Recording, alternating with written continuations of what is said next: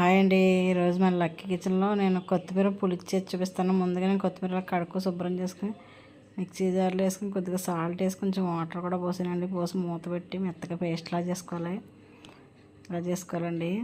కొత్తిమీర స్టవ్ పైన బాండి పెట్టి జీలకర్ర ఆవాలు మెంతులు వేసాను. కొద్దిగా ఎల్లుల్లిపాయ కూడా వేసుకోవాలి. ఉల్లిగడ్డ పచ్చిమిర్చి వేసి వేయించుకోవాలండి.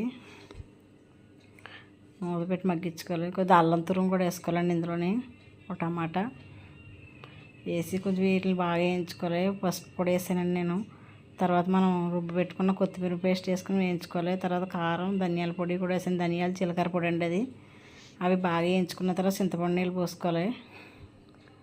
చింతపండు నీళ్ళు పోసుకున్న కొద్దిగా ఇంకొంచెం వాటర్ వేసి బెల్లం కూడా వేసానండి చిన్న ముక్క. సాల్ట్ చూసుకున్నాను సరిపోలేదు. సాల్ట్ వేసి మూత పెట్టుకోవాలండి.